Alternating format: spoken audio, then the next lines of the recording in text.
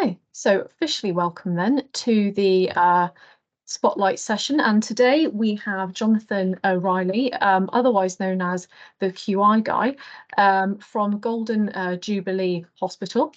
And he is going to talk to us today about his journey into his new role as the head of QI, and how he assessed the trust's quality improvement needs, and also how he worked with Hexitime to help build the structure of the plan. So that's just a brief outline of what Jonathan's going to cover, but he's going to go into it in much more detail than I am. So I'm going to stop sharing and I will hand over to Jonathan. And as I say, after the presentation, we will do questions and answers. So do start thinking of things as we're going through and put things in the chat as well if you want to. Okay, over to you, Jonathan.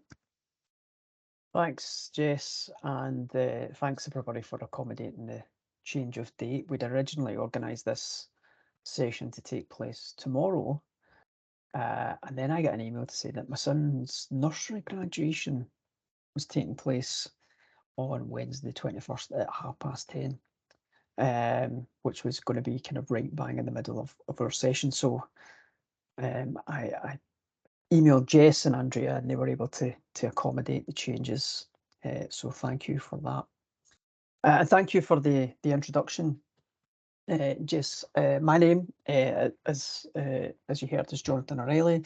I am the Head of Quality Improvement at NHS Golden Jubilee, which some of you may or may not be familiar. I see there's a few NHS Scotland folk on the call, so I'm sure you know all about the Jubilee. But a bit of context is the Jubilee is a kind of a tertiary centre. It's a centre that just delivers planned kind of elective care, and it does a few things at kind of high volume, and we kind of do them in excuse me, we do them on behalf of NHS Scotland. So if you lived in Glasgow, for example, and you went to your local hospital, big hospital in the south of Glasgow, and you needed a knee replacement or a hip replacement, they might refer you on to the Golden Jubilee to help with the waiting times, or because of the complexity of the case.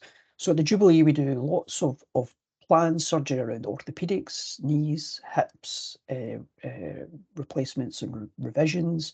We have a division called HLD, which is heart, lung and diagnostics. So we do a lot of cardiac surgery, and we host a number of national services for cardiac here in Scotland. And we also have a big eye centre, so we do a lot of cataract surgery, and again we do that on behalf of NHS Scotland, and we're expanding.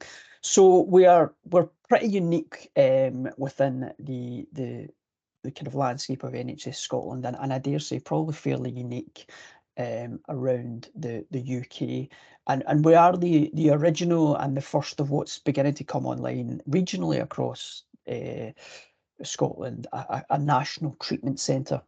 So the idea of having those kind of specialist areas where you might congregate services and deliver certain things, but at high volume and high quality, much like our American cousins do with clinics that they have.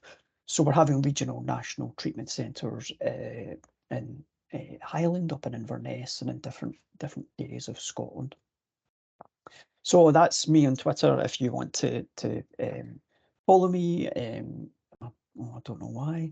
And also we have the hashtag there, QI Twitter, which I'm sure many of you follow, but if you don't, it's a great community of people using Twitter in a very kind of positive way to share what they're doing, share ideas, share evidence base around QI, and to ask questions of each other as well. So it's a great resource for folk to kind of lean into if you're having any kind of problems, or you've got maybe a bit of a head scratcher. So as Jess said, I'm going to talk a wee bit about kind of my journey and the kind of journey that we're on at the Golden Jubilee, and the types of things that we're doing. And it'd be good as well to kind of spend some time in the question and answer session to kind of get your thoughts on that. You know, what am I missing? That would really help me. And as I'm sure most of you know, when it comes to quality improvement, it's evolution, not revolution. You might find that it's kind of revolutionary in what you've done or what you've kind of set out to do in a couple of years' time, but it doesn't feel like that when you're in it, because you're kind of almost always evolving and kind of incrementally changing, and that's kind of what I'm currently doing at the Golden Jubilee, as well as what we tend to do with QI in general when we're applying it to projects. So I suppose that's my way of kind of saying temper your expectations, because I'm not going to tell you anything that you don't already know, and it's perhaps even things that you're doing differently, and dare I say maybe even in a better way than I'm doing. And I would love to learn from you guys today as well. So about this time last year, actually, I applied for the job of Head of Quality Improvement at the Golden Jubilee, and I was successful. And anybody that's got a new job, moving to a new organisation as I was at that time, you have that initial rush of adrenaline and euphoria, and yeah, I've got this job, it's a promotion, and it's something I've been working towards, and isn't it this great? And everybody congratulates you. You go to bed and you wake up the next day and the imposter syndrome kicks in almost immediately, and you're kind of crippled with self-doubt, and you think, oh, what do I know about being Head of Quality Improvement? Even although I'd been in senior improvement roles in health boards or trusts, as you would know them, we call them health boards in Scotland, and indeed worked in senior improvement roles nationally across Scotland, still kind of hit with that kind of crippling kind of imposter syndrome and anxiety about what I basically kind of accepted, when I'd been offered the job. Um, but I had some help, and I had a bit of a crutch that I could lean on. So I don't know who here knows about Hexatime. If anybody's used it or is aware of it, maybe we could do a wee quick kind of virtual show of hands. So if you kind of raise your hand, click the wee raise your hand button, and we'll get a wee poll. So we've got 2 people, 4 people, 5, 7. Okay, so that's a kind of a majority, isn't it? That's a decent amount of people who seem to know about that. So you can lower your hands now. So that was the first thing I thought of, was I was getting into this role and I wasn't quite sure what to do as Head of Quality Improvement and what I should be focusing on. So I went on to this thing called Hexatime. And for those that don't know, it's what they call a time bank, where you can exchange knowledge and skills with people, and all you're giving up is kind of your time. So you can go on there if you have a particular skill set or interest, and you can put up an offer. So you might offer your improvement skills or your coaching skills, and somebody at the other side of this would go, oh, that person's skills, I'm going to connect with them to learn something. And you arrange a 1 hour exchange. Or you can put up a request. So you can be the person who's saying, actually, I need some help. I'm not quite sure how to do this, and I'd like to connect with people who are actually already doing it or struggling with the same issue. And that's what I did. And this is a wee kind of summary of basically what I'm on to Hexatime, and said, yeah, looking to connect with people in a Head of QI role or similar, and I'm looking for some peer support, some sharing of lessons learned, and coaching, and a few other things. So I did this in advance of starting the job. I started the job in October last year, so kind of between June and October, I was in contact with people, and I had about, I think in total I had about 8 connections organised. Life got in the way, and I think only about 6 of them actually took place in that period of time. I was very fortunate to connect with John and Hesham, the founders of Hexatime. They founded it and set it up through one of the Q community grants, and they're both in heads of QI roles or similar. I think Hesham might be a kind of director of QI, John's a head of QI down in London. So I was able to connect with them, and just kind of, this is what I'm stepping into, this is what I've done, what are you doing, and get that kind of sense of reassurance and perhaps validation, but also get those little nuggets of, I could try that, I could do that. And I connected with other people all over England, some people in Scotland, and also in Wales as well. So the reach of Hexatime was really great. So it kind of settled my anxiety a wee bit as I was heading into the role. Yeah, and we had the conversation, and one of the first things that came up in one of those conversations, and one of the first things I did when I went into the Golden Jubilee, was a SWOT analysis, which seems really kind of obvious. And I think it was John from Hex Time had said, you know, when he'd went in, what he did was a SWOT analysis of their kind of QI infrastructure and the organisation and the capacity and capability and all the elements of QI. And he found it really useful, and he spent, you know, the first month just having conversations with people and almost kind of theming the outputs of those conversations into a kind of SWOT analysis to then let them put together a plan. So that's kind of what I did. So when I went into the Golden Jubilee, as I'm sure most of you know, when you move organisations, or even within an organisation, you've conversations with lots of people that you've not had conversations with before, or you have conversations with people that you maybe know, but there's now a different lens or there's a different expectation. So I undertook a bit of a SWOT analysis. I didn't let people know that that's what I was doing. I didn't sit there and go, okay, could you tell me about the strengths of QI at the Golden Jubilee? And what are the weaknesses? Any threats? But I kind of asked open-ended questions that was very much about that. You know, what are we doing well here at the Jubilee? What could we improve on? What's the interaction like with, say, Scottish Government or some of the national organisations? So started to build up a picture of what life was like through a QI lens at the Golden Jubilee, and potentially what we needed to do. And that was the kind of first output that I shared with my boss. Because we're getting back in hybrid, I don't have a copy of that to share with you because it was all done bits of paper and post-it notes. And when I was sharing it with my boss and with the team, I was kind of pointing at it all. I spoke to this person and this is what they said, and etc. etc. But what I can share with you is kind of what I did with that SWOT analysis around the kind of QI infrastructure and culture at the Jubilee.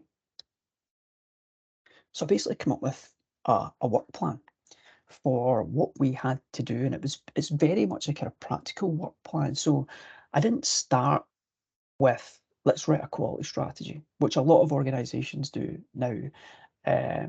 So let's write this kind of big top down, perhaps heavy in the language, what we mean by quality and how we're going to do it. There was a need for that, but what was more pressing through that SWOT analysis was just a need to actually get momentum going around QI. So let's just focus on the practical things. I thought, let's go in at a very kind of pragmatic work plan level. So let's just talk about the things that we're going to do. We know that these are the right things. Let's worry about how we maybe align them and pitch it and frame it strategically later on. Let's just get some momentum happening. So we put together a work plan. As you see, the last paragraph there starts with a kind of long-term aim. So we kind of framed the work plan to December 2026, but we also pulled out what are the things that we're going to do in this financial year, so between now and March next year. The SWOT analysis allowed me to identify 3 priorities. Of course, we identified lots of things in that SWOT analysis. We spoke to lots of different people at different levels in the organisation. But in terms of what the priorities were, it was really about our plans for QI, making QI happen deliberately and consistently. How we use data for QI. So that's not only kind of the existing data that we have, like audit data and performance data and all of these things. I wonder if any of you were on that Q community call yesterday about audit versus QI and whether or not they're good bedfellows. But understanding, I believe that they need to work in harmony. Understanding how we use all that for QI, and then communication and engagement for QI. So how do we let people know what the opportunities are, what we're doing, how do we celebrate some of the work we're doing as well.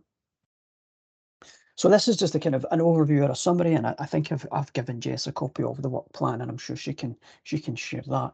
But like anything else, it's usually out of date the minute you turn it into a PDF and you're quite proud of it, and then somebody goes, "Oh, what about this?" And you have to make a change. So how did we kind of decide and kind of pull out some of those longer term aims and put together some objectives just for this year? So there's 6 things that we're basically hoping to tackle this year, and I'll already say that only a few months into the kind of financial year, probably one of them is looking pretty unlikely to happen this year. We might get it in by the skin of our teeth at the end of the year, but it might have to get pushed into next year, and that's fine. You know, that's absolutely fine.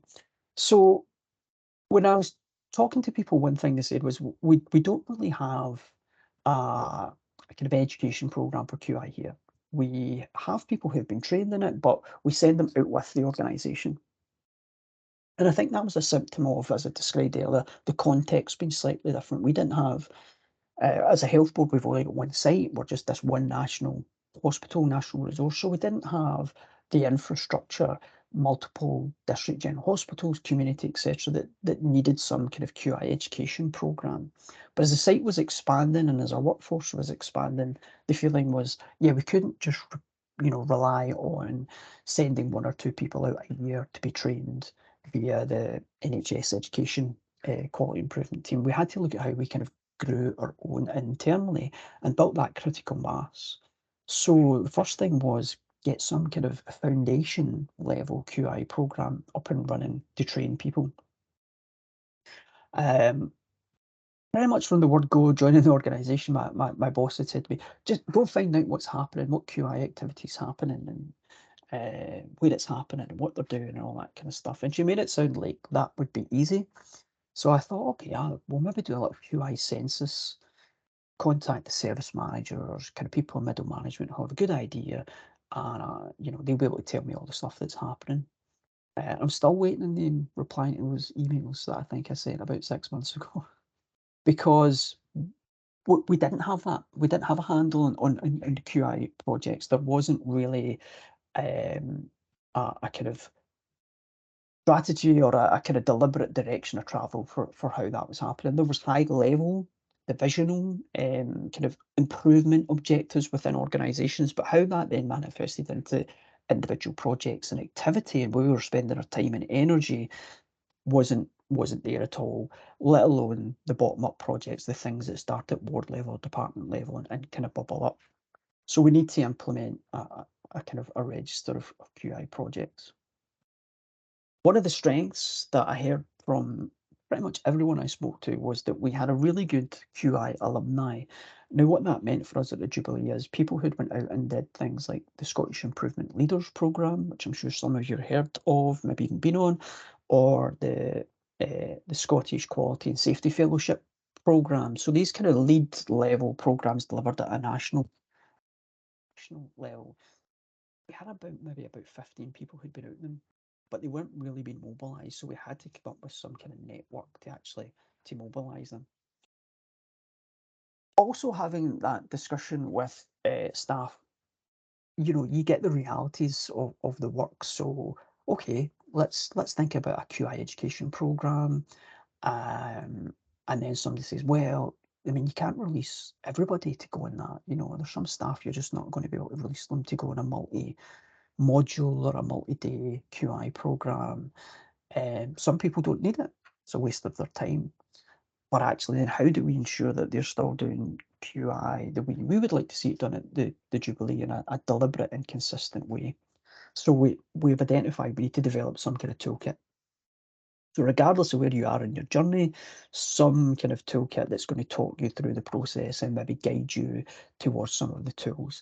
And you might not be familiar with that acronym, but we've framed it as a quality management system approach toolkit. So not just QI, but kind of broaden it out to the whole quality management system approach. And we're kind of doing that to start the conversation around what QMS is and what QMS can do for us. But it's also something that I'm quite passionate about as well.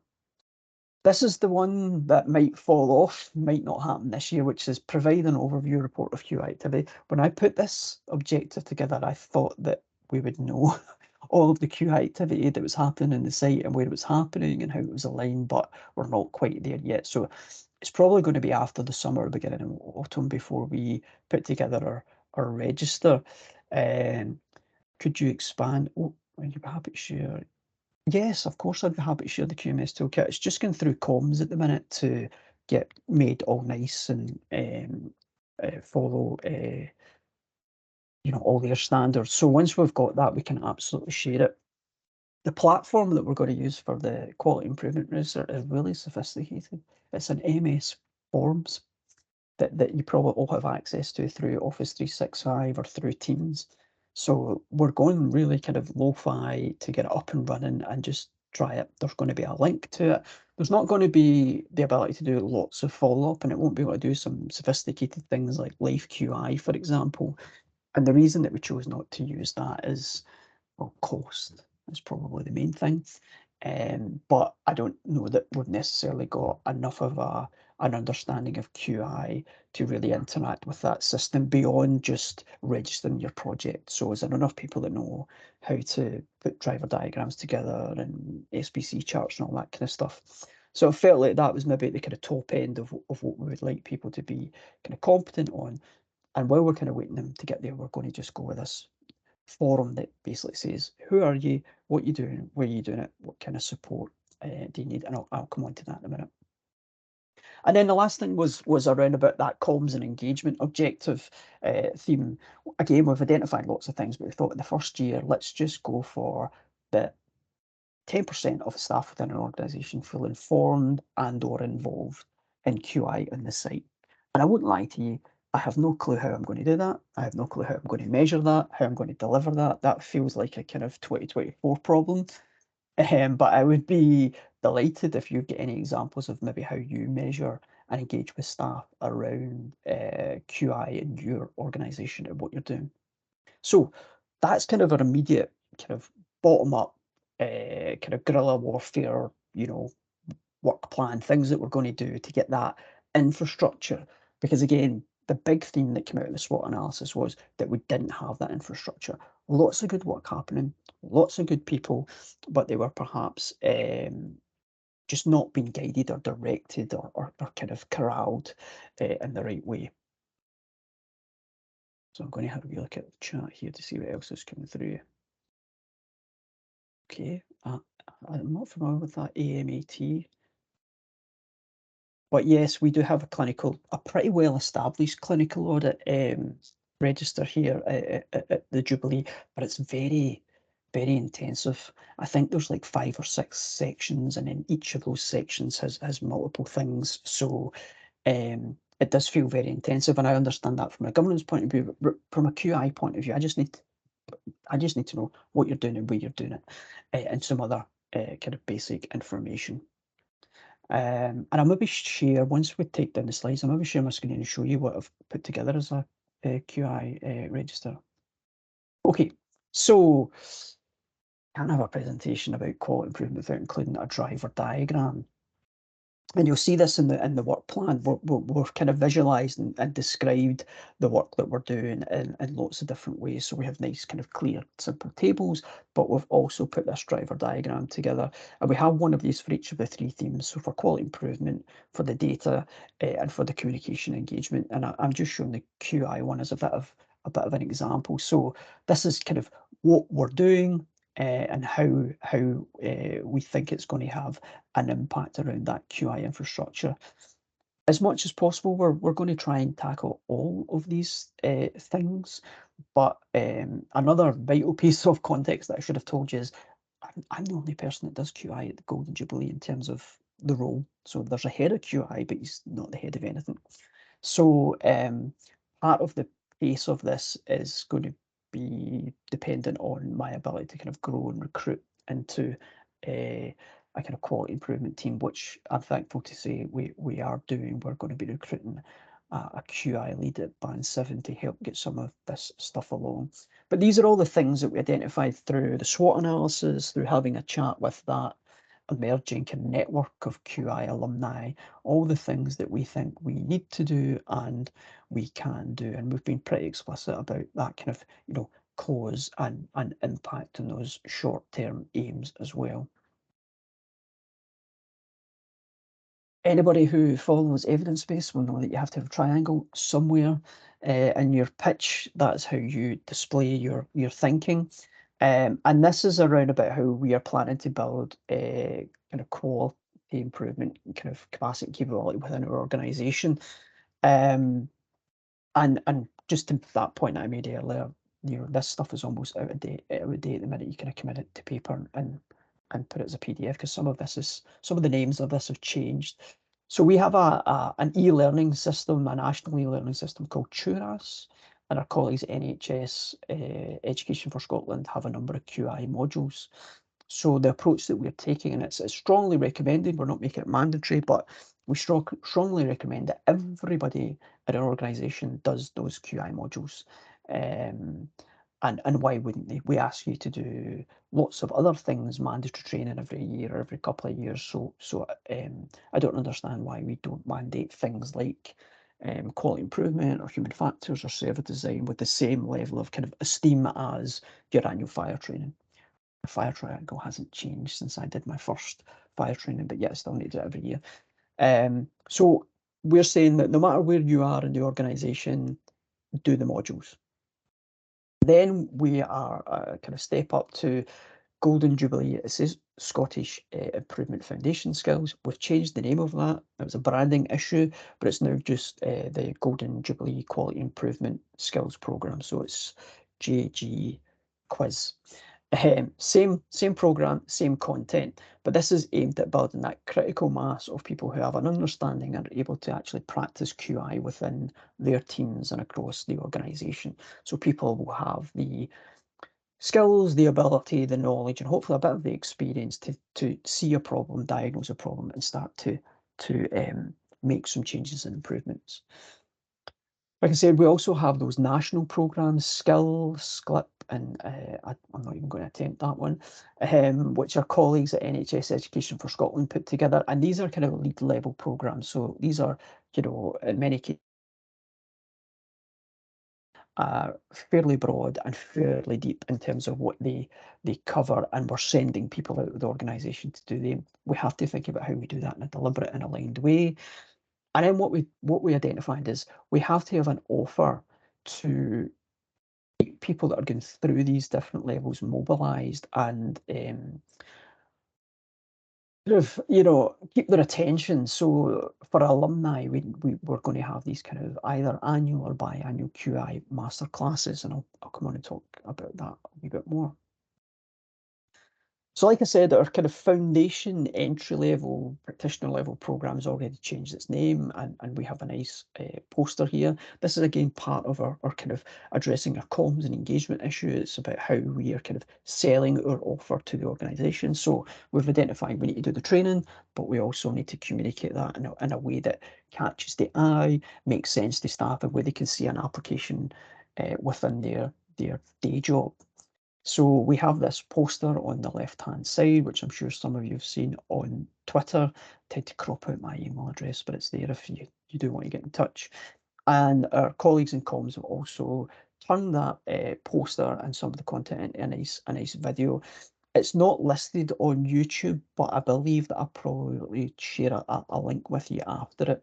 So they put together a nice way, as you can see, it's only a minute and a half, a wee animation that basically talks through the detail of the poster, and it's a different way to consume the same information. So it's really important to think about, not only what your offer is and what you're actually putting out there for staff, but how you engage with staff and make that kind of as inviting, as attractive as possible. I think it was Ted Turner who said, if anybody's recently watched the Arnold Schwarzenegger documentary on Netflix, he quoted Ted Turner as saying, early to bed, early to rise, work hard, and advertise.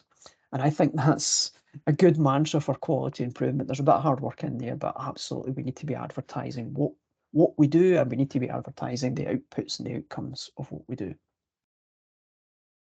We've been deliberate about those national programmes, as I said, and as a health board, we're actually asked to manage those programmes. So now we're given an allocation of places within some of these national QI training programmes, and we need to fill that. So before I came in, that was done in a kind of a haphazard way. So, call was just put out through comms, through the e-digest or the newsletter, and if people applied, they applied, if they didn't. But we're trying to do it in a more kind of deliberate way to increase the quality of the candidates and to give those that are perhaps quite good but maybe just don't have the time or they're unsure a wee bit of coaching to go through this. So you can see kind of the steps that we've taken. And we've tested this when we recruited for the most recent cohort of the skill programme, cohort 45, where we had 2 places, and we were able to identify 2 fantastic candidates. But actually going through this, we were able to identify 2 candidates from, I think we had 7 or 8 applications. And as an organisation that has a workforce that is only about 2,500, I think that's pretty good. So not only were we able to identify the 2 people to take up the places that we had, but we were able to identify all these other people who wanted to learn these skills, and we were able to say to them, come in our foundation programme and get some introduction to this, get some experience with this, and then we'll help you apply again for skill in future.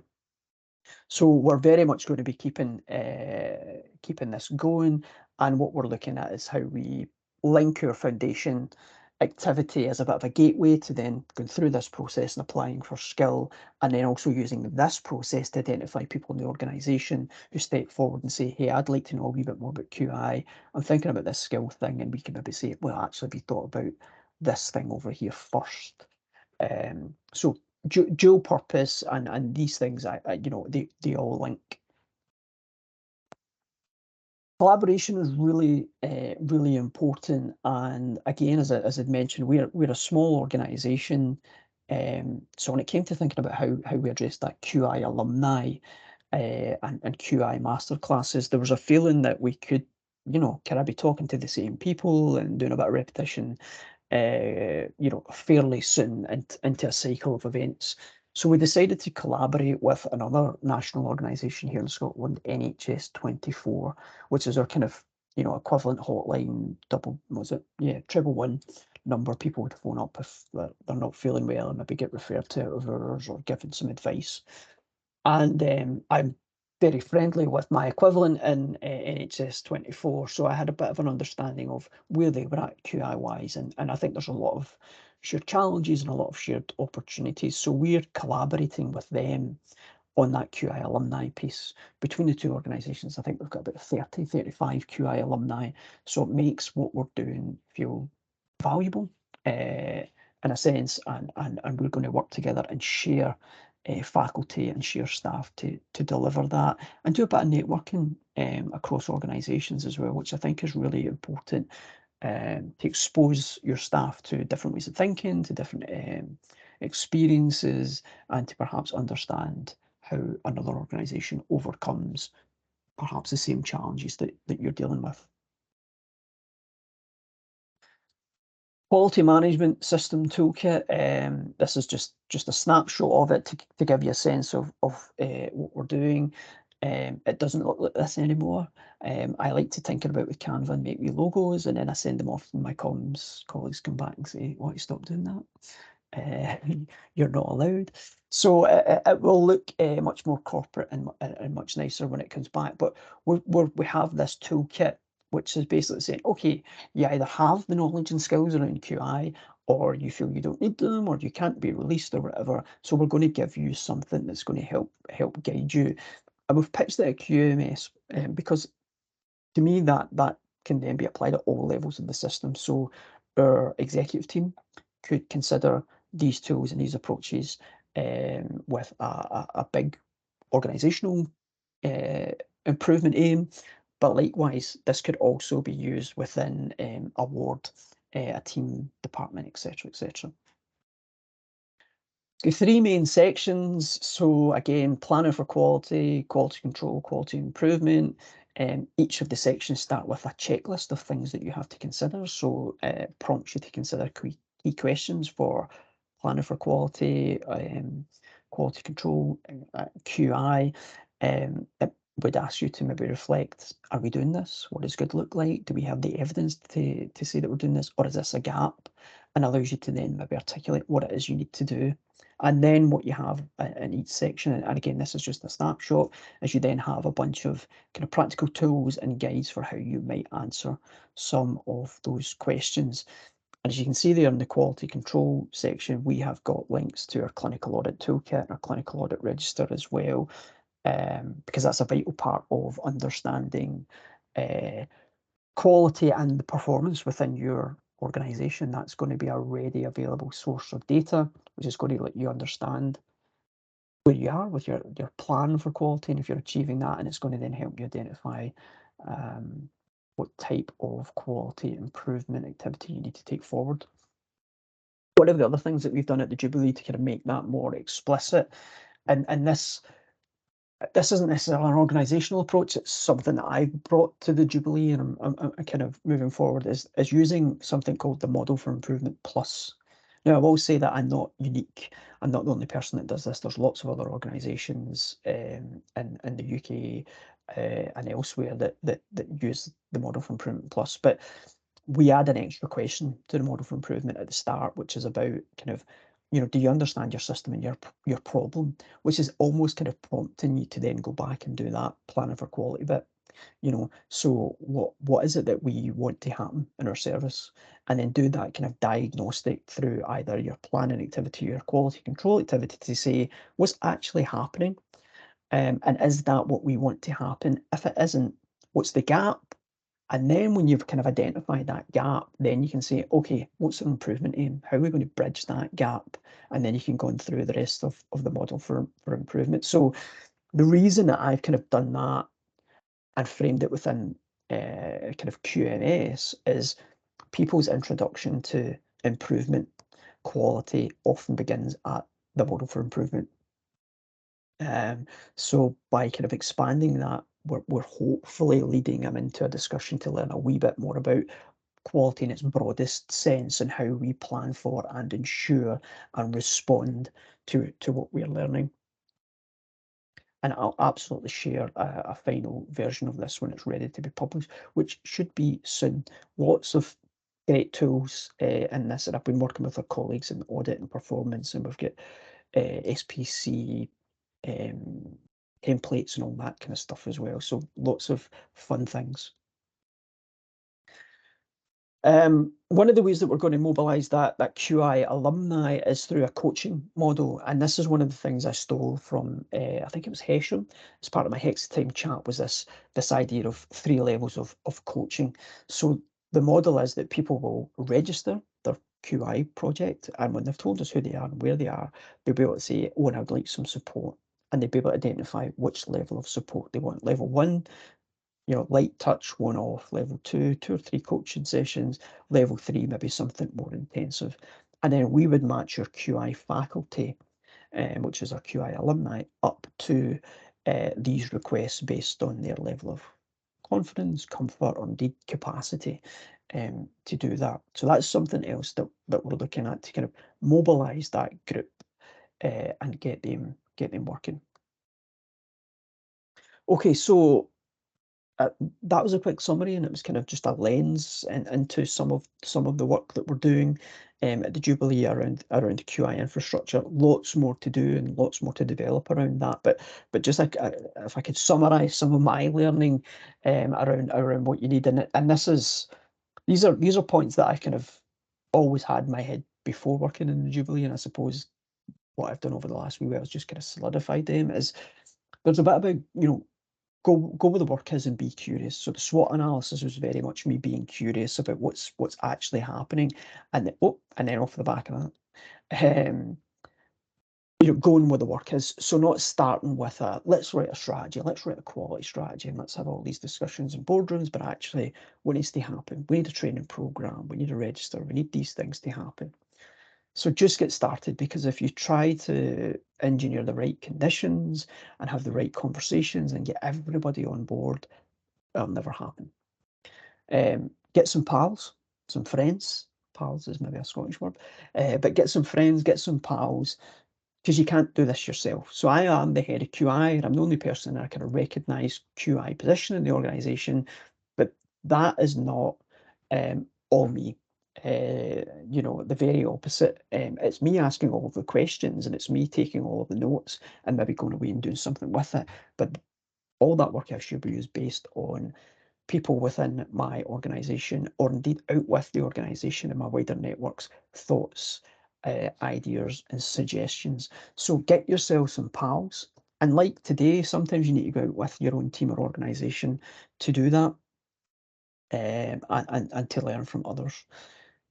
be relentless. You know, you have to keep talking about change and improvement and the potential for QI, service design, human factors, whatever tribe you belong to, clinical audit, about the potential, both, you know, the actual, you know, change that it can make and the potential change that it can make, and to begin influencing people and shaping what actually happens in your organisation.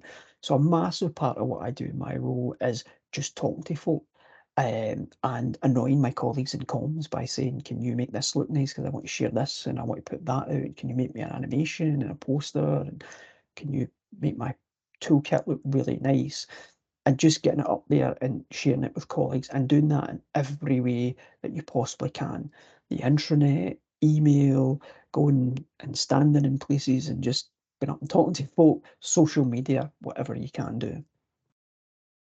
And a recognition that this work that I've kind of described works for both. Yeah, we always do joke that we're a cult. So somebody said to me a couple of months ago, "You QI folk, it's like Scientology." And I didn't know if that was a good thing or a bad thing, because I like Tom Cruise, but I think it was a bad thing. This stuff works for clinical and non-clinical teams. So the clinical teams will get all of the kind of energy around this kind of stuff, because that's the stuff we measure, isn't it? That's the stuff that we see coming through in terms of performance and how we're maybe achieving national targets, etc. So that gets a lot of the focus around improvement and service improvement work is the clinical teams, but often it's the non-clinical teams who actually are ripe for improvement and who are the furthest away from having the knowledge and skills here. So your colleagues in finance and procurement, housekeeping, e-health, etc. They have exactly the same process issues that they're grappling with on a daily basis, but they don't necessarily have an exposure to the means to get there. And again, when we're talking about everything linking up, your colleagues in e-health or procurement are struggling with something to get something moving efficiently, or finance. Who does that impact? It impacts the clinical staff and the clinical teams, and who does that impact? The patients. So it's all related. So we have to be looking at it as a holistic system. And yes, here at the Golden Jubilee, we do have a hotel. So we have the added dimension and dynamic of having a hotel staff as well. And it's very much part of the objectives of the whole organisation in terms of what the hotel's business plan is and how they can achieve it and improve. So we're opening up all of this work to those guys. And one last thing, it's a shameless plug. Some of you may know me as the QA guy, and I really appreciate all the support that you do give me, both on Twitter and listening to the podcast. But the podcast was really there as a resource for folk to go and listen and learn, be motivated, inspired, whatever it be, about some of these different concepts. And I do it selfishly because I also want to learn about these things.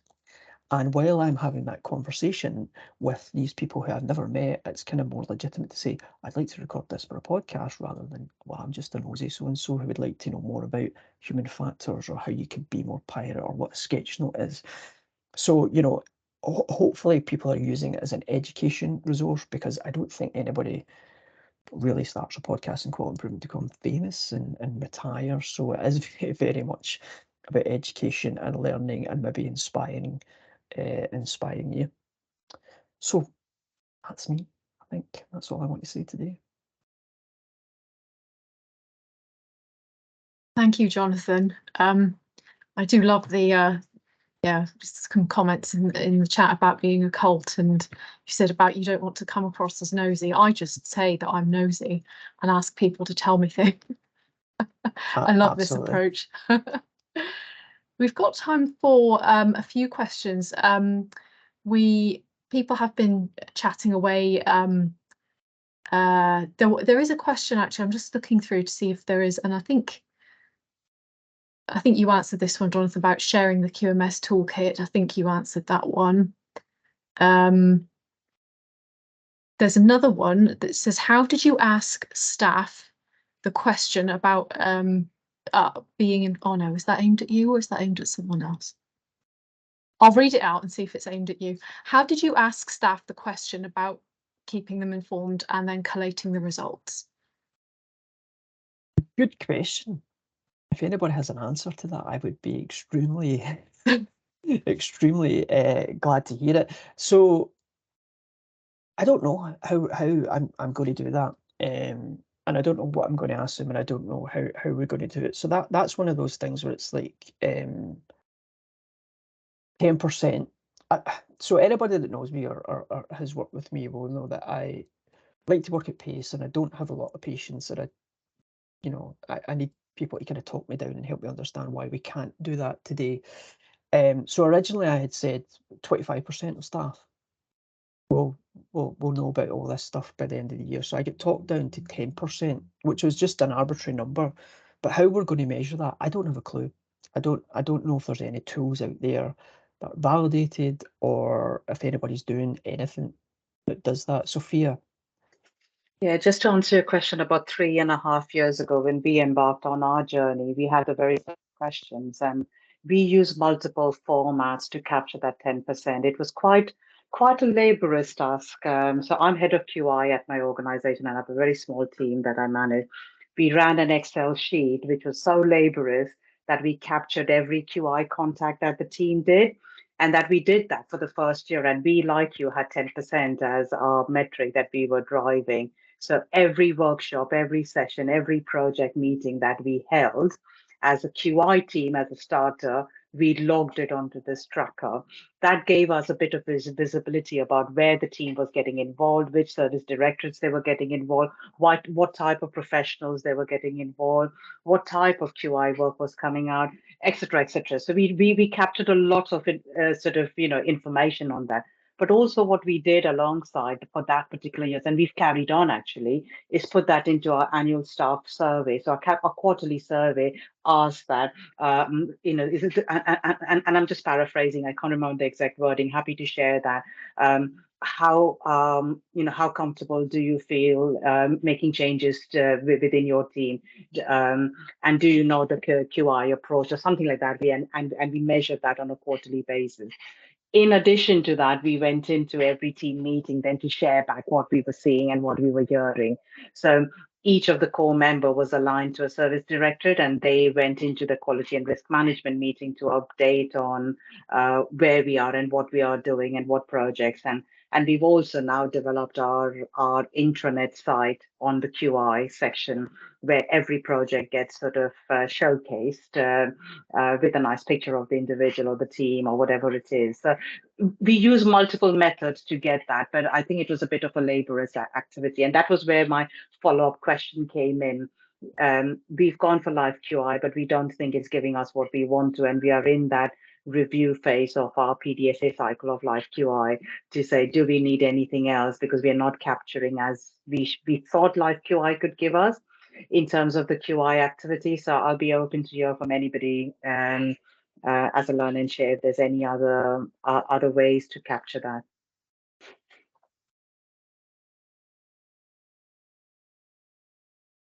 That's helpful to hear, Sophia, because I'm sure there will be some organisational mechanisms for gathering views from staff that we can tap into. And I suppose I just need to actually sit down and have a chat with some people to think about that. I see there's a comment about national. I'm not quite sure what the national staff survey position is in Scotland. We have a thing in Scotland called I Matter, which is kind of done nationally, which is more about your kind of experience working in your organisation and your team. And I don't know if we still have a survey of that like north of the border. But if it's national, I think some of the subtlety of what you're doing locally. So yeah, maybe need to look at what the Jubilee does around some of that. And I'm still new enough that I can say that I don't know. I've shared the model for improvement plus that I've been using in the chat, a wee picture of that. So it's the first question is the additional question, and then the rest of it is as you'll be familiar with. Sarah? Thanks, Jonathan. I just wondered if you could expand a tiny bit on how you built your network of the QI alumni, and because my understanding is that you don't have like dedicated improvement advisors, and you shared with us about your coaching model. and said that you sort of connected that with the QI faculty. And I just wondered how you sort of grew that network and how you matched the demands with the supply of the people able to help. So really simple. Somebody gave me a spreadsheet with a bunch of names and says these people have all done some kind of national training. So I cross-referenced that with my colleagues at NES, and that was the list. So I started speaking to each of them individually, and then we kind of pulled ourselves together as a kind of group. I'd say there's about maybe 15, 16 names on that list, and about maybe 10 of them are consistently kind of meeting up and discussing. But I mean, so I suppose it's back to some of the learning that I shared about kind of just getting started. So what we tried to do around the coaching model was design that perfect coaching model that would kind of meet everybody's needs in terms of their level of comfort, in terms of interacting with folk and doing that coaching, their capacity, and the number of people they could coach at the same. So we had all these discussions about how could we design a model that would be really easy, an algorithm that would allow us to kind of then arrive at, you know, it's you, Eleanor, you know, for this person, or it's you, Aiken, for that person. But it just proved too difficult. So what we're almost doing is on a case-by-case basis, when somebody registers a project, if they identify that they want some support, we're basically just emailing out that faculty and saying, okay, this person's looking for this level of support, who has either an interest or capacity to take that on. And, you know, so far the numbers are small enough that we're managing that within our faculty. But what we're also doing is we're learning from that data, and those kind of interactions, what capacity people do have and what people are comfortable with, which will hopefully then allow us to articulate more of a kind of model for exactly how that would work. So there is something there sustainable. You know, if I had to leave, for example, or we grew that faculty in some way that people could slot in. So yeah, at the minute that just feels a bit kind of unstructured and a bit, you know, we're seeing how it goes.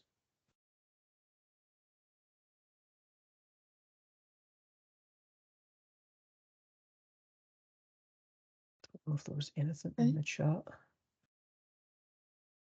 Just going to see if there was excuse me, any further questions, but I think we've answered everything. Well, you've answered everything, Jonathan, I should say.